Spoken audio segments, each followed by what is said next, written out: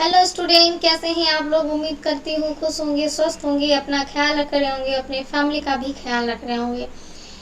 Now today we are going to discuss the 10th lecture of the cell signaling chapter, that is the unit 4, and this class is for CSIR NET JRF. Okay, now let's go to the topic. आज हम लोग जो है एक new topic पढ़ने जा रहे हैं एंड इससे पहले पिछली क्लास में हम लोगों ने TGF बीटा पाथवे के बारे में पढ़ा था, राइट। तो हम लोग यहाँ पे क्या क्या चीज़ें डील कर चुके हैं। RTK डील कर चुके हैं, receptor tyrosine kinase associated receptor deal कर चुके हैं, जिसमें हम लोगों ने जैक स्टैट पाथवे के बारे में पढ़ा था। रिसेप्टर सीरिन थ्रियोनिन काइनेज के बारे में हम लोग पढ़ चुके हैं, जिसमें कि TGF बीटा पाथवे, ठीक है। और अभी हम लोग पढ़ेंगे हिस्टिडीन काइनेज एसोसिएटेड रिसेप्टर के बारे में। देन हम लोग रिसेप्टर टायरोसिन फॉस्फेटेज के बारे में भी पढ़ेंगे, राइट। तो हिस्टिडीन काइनेज एसोसिएटेड रिसेप्टर में हमें क्या पढ़ना है, टू कंपोनेंट सिस्टम के बारे में पढ़ना है, राइट। तो चलिए हम लोग स्टार्ट करते हैं टू कंपोनेंट सिस्टम। सबसे पहले हिस्टिडीन काइनेज रिसेप्टर जो है उसके बारे में थोड़ा जान लेते हैं कि हिस्टिडीन काइनेज रिसेप्टर क्या है। कि इसको टू कंपोनेंट सिस्टम के नाम से भी जाना जाता है, बिकॉज इसमें दो कंपोनेंट सिग्नलिंग पाथवे चलता है, जिसमें कि क्या होता है कि इसको काइनेज नेचर होने के कारण अपने आप को पहले फॉस्फोरिलेट करता है, मीन्स के ऑटो फॉस्फोरिलेट करता है, ठीक है, खुद को फॉस्फोरिलेट करता है हिस्टिडीन रेसिड्यू पे। एंड देन उसके बाद ये क्या करता है कि जब हिस्टिडीन रेसिड्यू खुद अपने आप को जो है ये फॉस्फोरिलेट कर लेता है, उसके बाद ये क्या करता है, फॉस्फेट को दूसरे इंट्रासेलुलर सिग्नलिंग पाथवे में जो है फॉस्फेट को भेज देता है। यानी अगर मैं बात करूं, अगर मैं आपको डायग्राम के जरिए दिखाने की कोशिश करूं, तो ये आपका हिस्टिडीन है। मान लीजिए यहाँ पे जो है यहाँ पे सेंसर प्रोटीन होता है, राइट, SP फोरा सेंसर प्रोटीन यहाँ पे होता है। एंड यहाँ पे हिस्टिडीन रेसिड्यू पे क्या होता है, ये फॉस्फेट का एडिशन होता है। And after the addition of phosphate this histidine residue become activate and it get phosphorylate, ठीक है। तो ये फॉस्फोराइलेट हो गया है, फॉस्फोराइलेट होने के बाद एक्टिव हो गया है। अब ये क्या करेगा कि इस फॉस्फेट को ये दूसरे नेक्स्ट इंट्रासेलुलर सिग्नलिंग प्रोटीन पे ये ट्रांसफ़र कर देगा। इस प्रोटीन को यहाँ पे जो है दूसरा, यहाँ पे अगर सिग्नलिंग की बात करें तो यहाँ पे जो है D है यहाँ पे, that is represented to the aspartate, ठीक है। तो ये फॉस्फेट को यहाँ पे ये जो है भेज देगा, राइट। तो ये एक तरह से कैच खेलने का काम करता है। जैसे कि हम लोग बचपन में फुटबॉल खेलते थे ना, यहाँ पे बहुत सारे दोस्त हुआ करते थे एंड ठीक है। तो ये क्या करता था, ये फुटबॉल जो है अपने हाथ में लेकर के इसको देता था और ये फुटबॉल अपने हाथ में लेके इसको देता था। तो चीज़ें मतलब ऐसे ही यहाँ पे चीज़ें काम कर रही है कि ये फुटबॉल यहाँ पे आप मान सकते हैं फॉस्फेट को।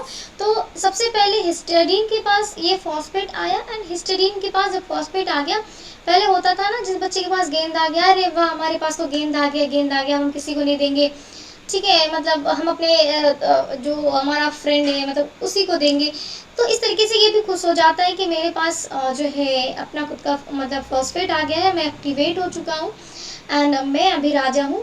तो इस तरीके से यहाँ पे फॉस्फेट आया, इसको ये एक्टिवेट हो गया, फॉस्फोराइलेट हो गया एंड देन ये एस्पार्टेट पे फॉस्फेट को ट्रांसफ़र कर देता है और ये फिर सिग्नलिंग इस तरह से चलती रहती है, ठीक है। तो हिस्टिडीन काइनेज रिसेप्टर में क्या देखने को मिलता है कि यहाँ पे जो है दो कंपोनेंट सिग्नलिंग पाथवे चलता है, जिसमें क्या होता है कि काइनेज जो है वो फॉस्फोरिलेट करता है अपने आप को हिस्टिडीन रेसिड्यू पे एंड उसके बाद वो इमीडिएटली यानी कि तुरंत जो है वो फिर फॉस्फेट को जैसे ही एक्टिवेट हो जाता है वो ट्रांसफ़र कर देता है उसको दूसरे इंट्रासेलुलर सिग्नलिंग प्रोटीन के पास, ठीक है। तो यहाँ पे टू कंपोनेंट सिस्टम पे ही सारा चीज़ चलेगा। तो टू कंपोनेंट सिस्टम के पास एक सेंसर डोमेन होता है and another is the response regulator protein domain. तो एक सेंसर डोमेन होता है, दूसरा रिस्पॉन्स डोमेन होता है, या आप कह सकते हैं रेगुलेटर प्रोटीन डोमेन होता है।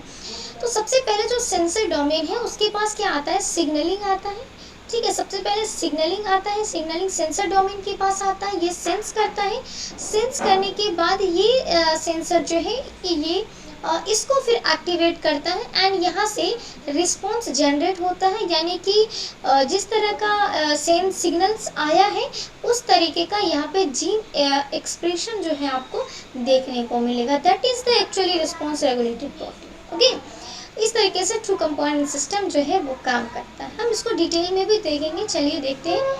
ठीक है, तो टू कंपोनेंट सिस्टम एक्चुअली हम लोग पढ़ेंगे कि इसमें बैक्टीरिया में पढ़ना है। ठीक है, तो टू कंपोनेंट सिस्टम में जो है एक्स्ट्रा सेलुलर इवेंट के लिए रिस्पॉन्स, यानी कि आउटर सिग्नल आ रहा है, देन उसके अकॉर्डिंग जो रिस्पॉन्स जनरेट कर रही है बॉडी बैक्टीरिया की, दैट इज जो है हम लोग यहाँ पे डील करेंगे। तो बैक्टीरिया के पास दो डोमेन होता है, जैसा कि मैंने बताया, एक सेंसर डोमेन होता है,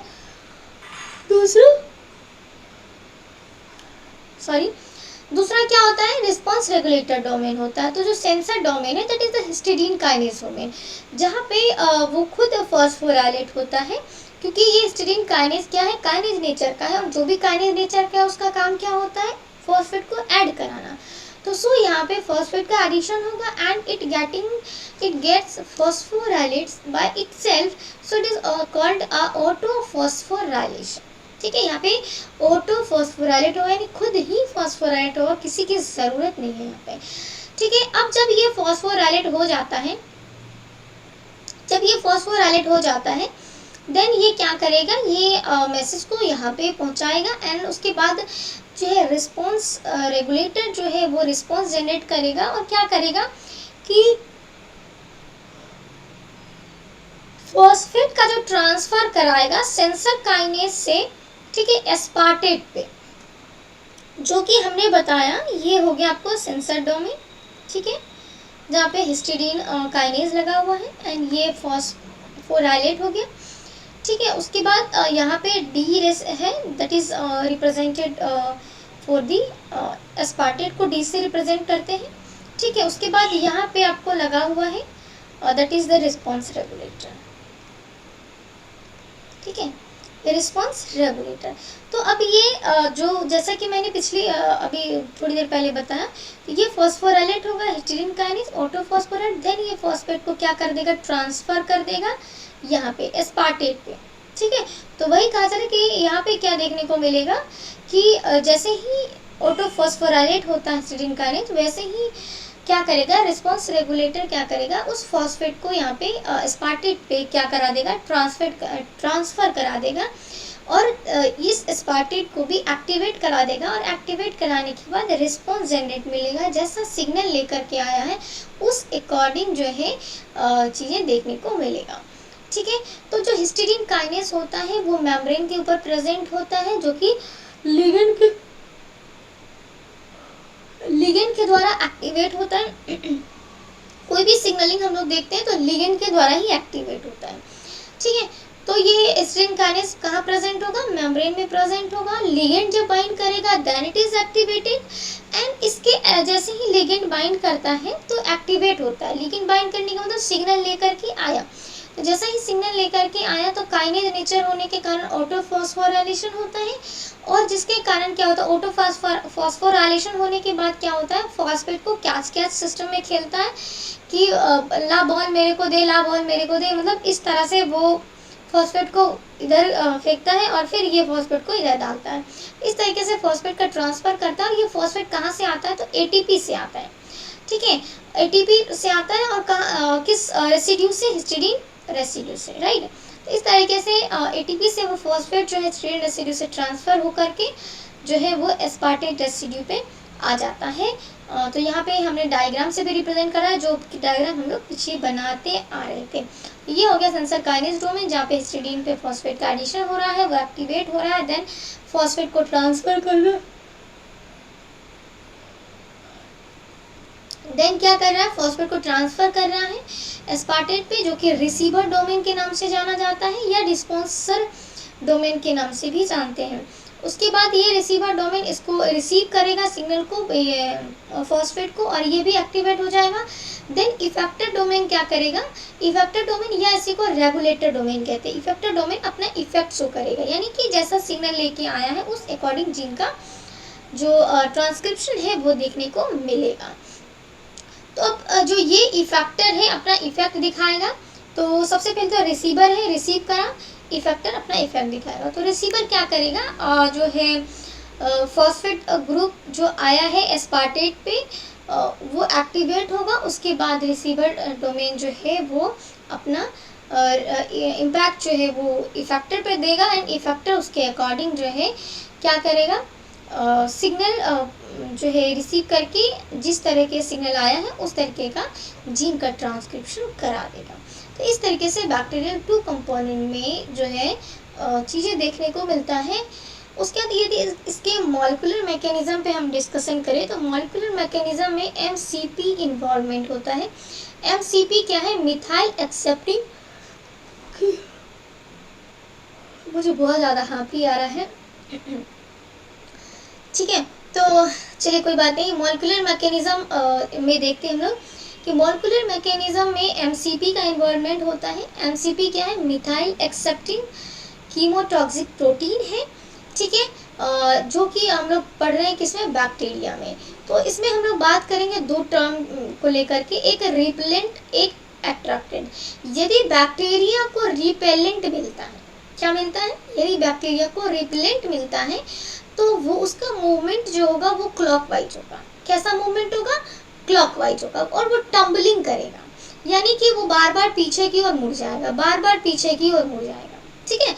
मतलब जैसे ही रिपेलेंट मिला, मतलब उसको लग रहा है कि आगे कुछ खतरा है, इसीलिए वो वहां से वापिस आ रहा है क्लॉकवाइज मूवमेंट करके। क्लियर है। तो यदि रिपेलेंट होगा तो मूवमेंट कैसा होगा, क्लॉकवाइज, टम्बलिंग होगा, इस तरीके से बैकवर्ड मूवमेंट होगा, राइट, बैकवर्ड मूवमेंट होगा, यानी कि इसके सामने कोई खतरा है।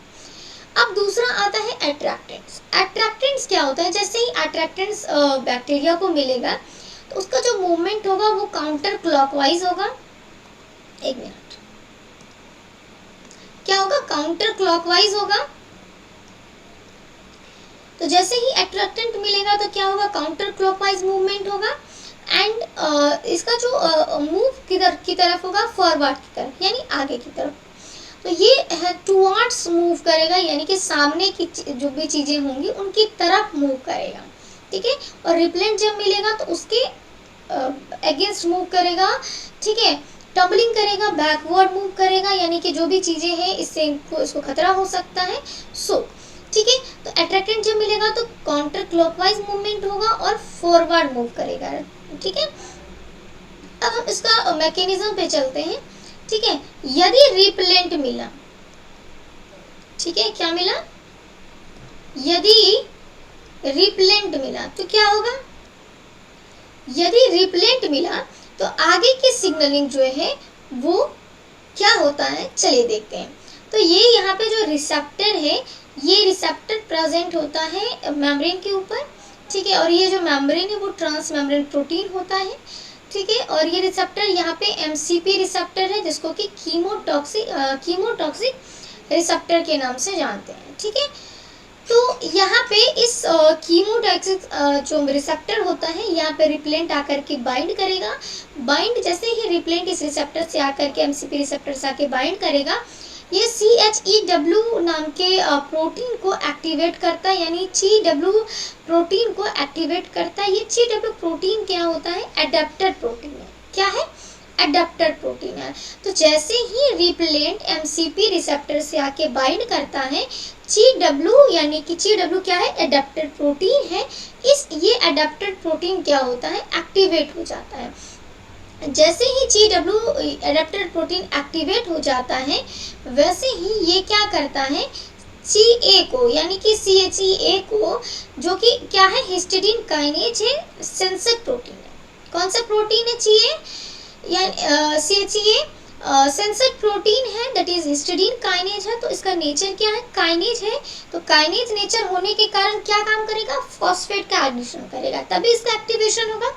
तो ये यहाँ पे CHEA जो है क्या करेगा, फॉस्फेट को ऐड करा लेगा, ठीक है, खुद को फॉस्फोराइलेट करा लेगा। और जैसे ही CHEA जो है फॉस्फोराइलेट हो गया, तो ये क्या करेगा, CHEY को फॉस्फोराइलेट कर देगा। ये किसको फॉस्फोराइलेट कर देगा, CHEY को फॉस्फोराइलेट कर देगा। अब जब CHY फॉस्फोराइलेट हो चुका है तो वैसे ही मतलब CHY जैसे ही फॉस्फोराइलेट हो चुका है यानी एक्टिव हो चुका है, ये यहाँ से कहाँ आ जाएगा, साइटोप्लाज्म में आ जाएगा। कहाँ आ जाएगा, कम इन साइटोप्लाज्म। कौन, CHY किस कंडीशन में, फॉस्फोराइलेट कंडीशन में, यानी कि एक्टिव कंडीशन में।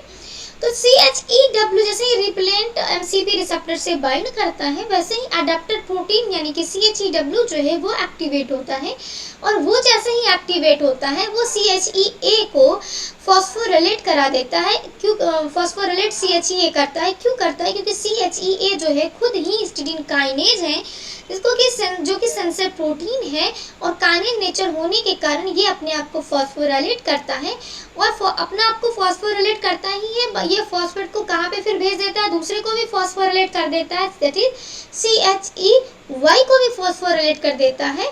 और जब CHEY फॉस्फोरिलेट हो जाता है तो CHEY क्या करता है, कहाँ गया कर्सर भाई मेरा, CHEY जब हो जाता है एक्टिवेट फॉस्फोरिलेट, ये साइटोप्लाज्म में मूव कर जाता है।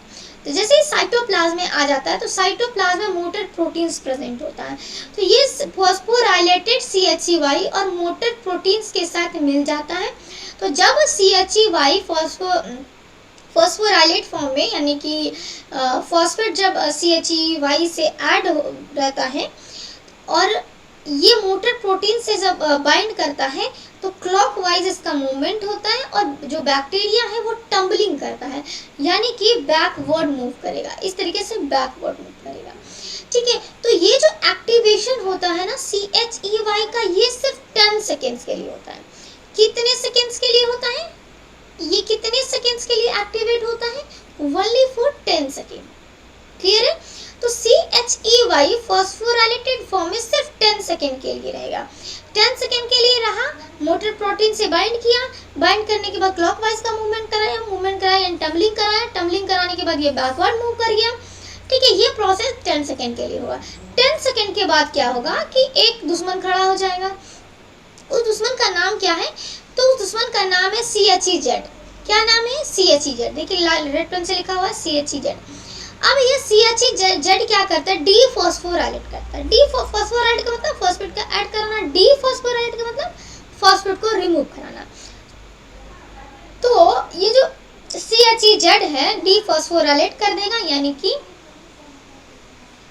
फॉस्फेट को क्या कर देगा, रिमूव कर देगा। फॉस्फेट को क्या कर देगा, रिमूव कर देगा। कहाँ से रिमूव करेगा, तो CHEY से फॉस्फेट जो लगा हुआ था उसको रिमूव कर देगा। बात समझ आई कि CHY से फॉस्फेट को क्या कर देगा, ये रिमूव कर देगा। कौन रिमूव कर देगा, CHEY। क्या है ये, डीफॉस्फोराइलेट करता है। किसको डीफॉस्फोराइलेट करता है, CHEY को। ठीक है, तो CHEY जो है फॉस्फोराइलेट कंडीशन में से 10 सेकेंड के लिए आता है। 10 सेकेंड के बाद कौन आ जाता है, CHEZ आ जाता है, जो कि डीफॉस्फोराइलेट कर देता है, यानी कि फॉस्फेट को CHEY से हटा देता है। और जब CHEY फॉस्फेट से हटा देता है तो ये इनएक्टिव फॉर्म में प्रेजेंट होता है, दैट इज दिस फॉर्म में प्रेजेंट होता है, इनएक्टिव CHEY के फॉर्म में प्रेजेंट होता है। ये हमने देखा क्या कि जब रिपेलेंट प्रेजेंट होगा तब बैक्टीरिया कैसे मूव करेगा, राइट। अब अट्रैक्टेंट यदि प्रेजेंट होता है तो क्या होगा, तो जब अट्रैक्टेंट प्रेजेंट होगा, जितनी बात समझ आई रिपेलेंट में क्या होता है, एक बार मैं फिर से इसको चीज़ों को दोहराने की कोशिश करती हूँ। जैसे ही रिपेलेंट MCP के साथ रिवीजन फॉर्मूला में बताती हूँ, जैसे ही दिमाग में कंसंट्रेट रखिएगा, आपको एक बार में याद जाएगा। रिपेलेंट जैसे ही MCP रिसेप्टर से बाइंड करता है, CHEW नाम का एडेप्टर प्रोटीन एक्टिवेट होता है, then histidine kinase sensor protein है CHEA, वो काइनेज नेचर होने के कारण अपने आप को फॉस्फोरिलेट कराता है, फॉस्फेट को ऐड कराता है, ये एक्टिवेट हो जाता है, ये अपना एक्टिवेट होता है, साथ में साथ अपने दोस्त CHEY को एक्टिवेट कराता है, उसमें भी फॉस्फेट का एडिशन करा देता है। जब ये CHEY फॉस्फेट का एडिशन हो जाता है, ये एक्टिवेट हो जाता है, ये साइटोप्लाज्म में आ जाता है, और साइटोप्लाज्म में मोटर प्रोटीन्स प्रेजेंट होता है, ये मोटर प्रोटीन्स के साथ बाइंड करता है, और बाइंड करने के बाद क्या होता है कि ये जो बैक्टीरिया है उसमें क्लॉकवाइज मूवमेंट होता है, एंड जिसके कारण टम्बलिंग देखने को मिलता है, जिसके कारण बैकवर्ड मूवमेंट शो करता है, राइट। बात यही थी। और ये प्रक्रिया यानी कि CHEY फॉस्फोराइलेट की प्रक्रिया यानी एक्टिवेशन की प्रक्रिया सिर्फ 10 सेकेंड के लिए होती है। 10 सेकेंड के बाद CHEZ आता है और वो CHEY से जो फॉस्फेट लगा हुआ है उसको क्लीव कर देता है, उसको हटा देता है, डीफॉस्फोरिलेट कर देता है, फॉस्फेट को हटा देता है। क्लियर है? ये रिपेलेंट होता है तब होता है। अब हम चलते हैं, देखते हैं कि यदि अट्रैक्टेंट प्रेजेंट हो तो क्या होगा। ठीक है, अट्रैक्टेंट प्रेजेंट हो तो क्या होगा।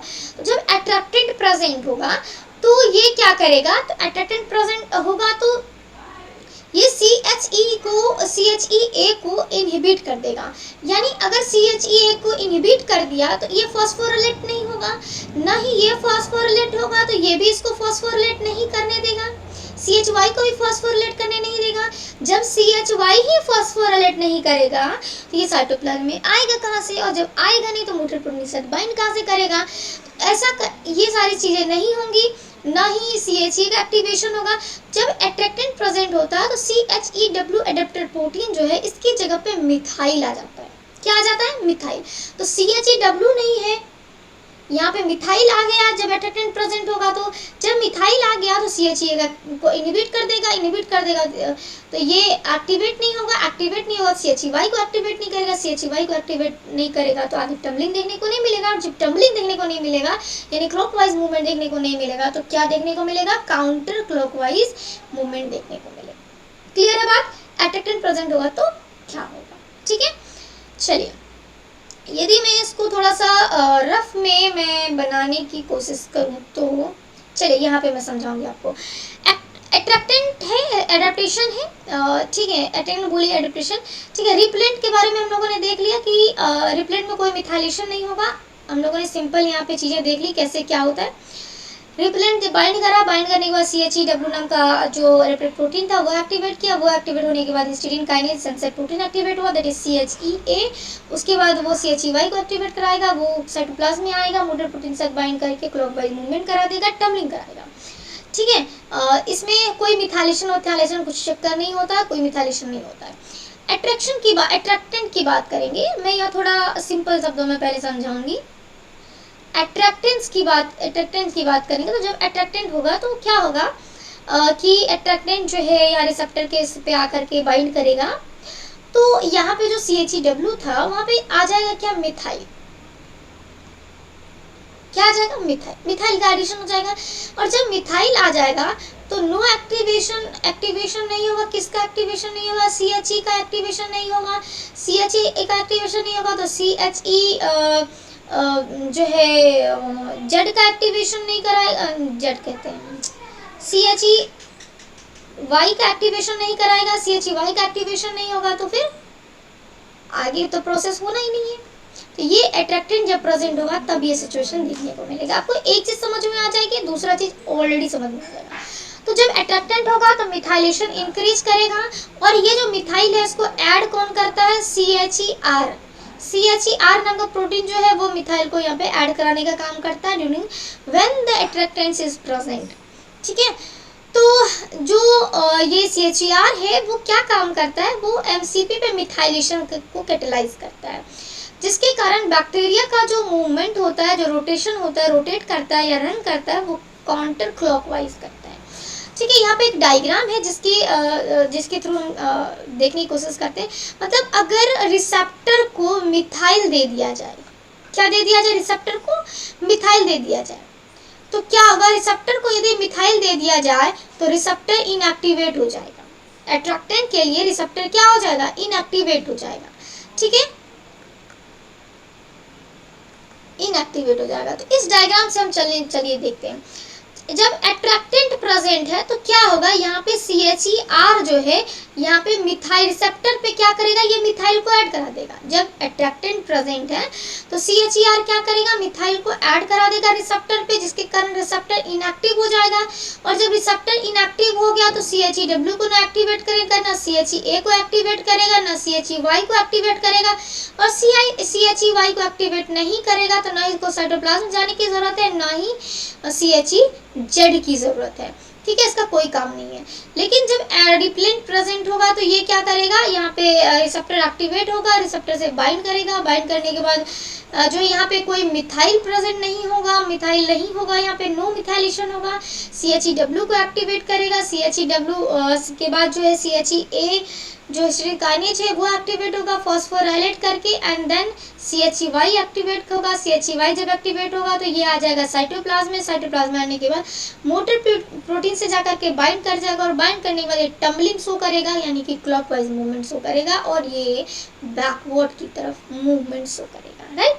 तो इस तरीके से अट्रैक्टेंट्स या रिपेलेंट्स प्रेजेंट हो तो कैसे बैक्टीरिया का मूवमेंट होता है वो हम लोगों ने देखा, ठीक है। अब जब रिपेलेंट है, ठीक है, CHE जब रिपेलेंट है तो CHE क्या करेगा, एक्टिवेट करेगा CHEY को, क्या करेगा, एक्टिवेट करेगा, यानी CHE भी खुद एक्टिवेट होगा और CHEY को भी एक्टिवेट करेगा फॉस्फेट को ऐड करा के। क्लियर है बात। जब अट्रैक्टेंट प्रेजेंट होगा, ध्यान से सुनिएगा, जब रिपेलेंट प्रेजेंट होगा तो CHEA जो है खुद भी फॉस्फोराइलेट होगा और CHEY को भी फॉस्फोराइलेट करेगा। लेकिन जब अट्रैक्टेंस प्रेजेंट होगा तो यहाँ पे मिथाइलेशन इंक्रीज हो जाएगा, राइट। यहाँ पे मिथाइल इंक्रीज हो जाएगा, तो मिथाइल इंक्रीज हो जाएगा तो CHEA को इनहिबिट कर देगा। ये क्या कर देगा, CHE को इनहिबिट करेगा, और जब CHEA को इनहिबिट करेगा इसका मतलब क्या हुआ कि ये खुद फॉस्फोराइलेट नहीं होगा, and when it not getting phosphorylate then it also no role play to phosphorylate the CHEY। जब ये खुद ही फॉस्फोराइलेट नहीं होगा तो CHEY को भी फॉस्फोराइलेट नहीं करेगा। तो जब अट्रैक्टेंस प्रेजेंट होगा तो ये अट्रैक्टेंस क्या करता है, CHE को इनहिबिट करता है, और जब अट्रैक्टेंस प्रेजेंट होता है तो मिथाइल इंक्रीज होता है, और इस मिथाइल को ऐड कौन करता है, CHER प्रोटीन। क्लियर है, ठीक है। और यहाँ पे कोई मिथाइल नहीं होता है। क्लियर है बात, समझ में आई। अब हम लोगों ने जितना देखा वैसे मैंने पहले ही डील करके बता दिया है कि कौन से प्रोटीन क्या फंक्शन रोल करते हैं, फिर भी मैं यहाँ पे बता दूं कि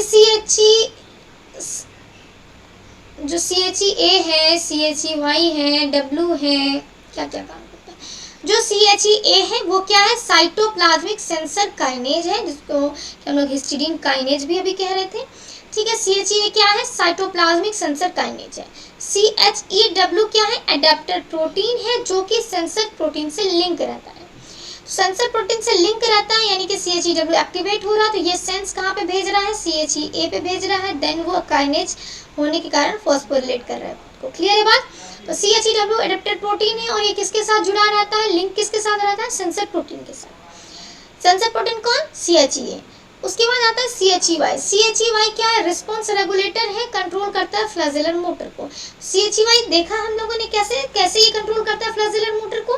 तो CHEY जब फॉस्फोराइलेट हो रहा है तो जाकर के साइटोप्लाज्म मोटर प्रोटीन से बाइंड करता है, और मोटर प्रोटीन से जब बाइंड करता है तो बैक्टीरिया का जो फ्लैजिला है उसमें मूवमेंट शो करता है, मूवमेंट शो करता है तो टम्बलिंग देखने को मिलता है। तो ये हो गया CHEY। क्या है CHEY, रिस्पॉन्स रेगुलेटर है और कंट्रोल करता है फ्लैजेलर मोटर को, ठीक है। अगर CHEY फॉस्फोरिलेट होगा तो टम्बलिंग कराएगा, अगर फॉस्फोरिलेट नहीं होगा तो काउंटर क्लॉकवाइज मूवमेंट कराएगा, राइट। CHEZ क्या होता है, ये एस्पार्टेट स्पेसिफिक प्रोटीन है जो कि फॉस्फेटेस है, ठीक है। फॉर सिग्नल ट्रांसडक्शन के में फॉस्फेटेस का ये काम करता है, यानी कि फॉस्फेट को रिमूव करने का काम करता है। हम लोगों ने CHEZ का फंक्शन यहाँ पे देखा था, कहाँ गया, यहाँ पे हम लोगों ने देखा CHEZ का फॉस्फोरिलेट करता है, फॉस्फेटेस एंजाइम की तरह काम करता है, ये CHEY से फॉस्फेट को रिमूव करता है, ठीक है। तो ओके, एक मिनट। तो CHEZ जो है एस्पार्टेट स्पेसिफिक प्रोटीन है जो कि फॉस्फेटेस है और सिग्नल ट्रांसडक्शन में ये काम करता है। CHER क्या है, CHER क्या है, एक मिथाइल ट्रांसफरेज है जो कि कैटलाइज करता है मिथाइलेशन ऑफ MCP, ठीक है।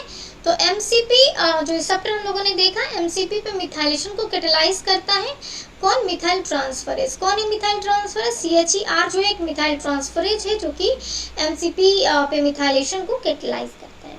So this is about the how the bacteria is moving in the presence of repellent and attractant।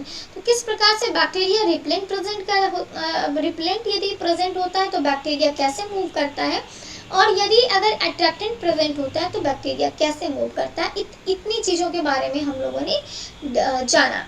ठीक है, in next class will discuss about the quorum sensing के बारे में जानेंगे, यानी cell to cell signalling of bacteria कैसे होता है।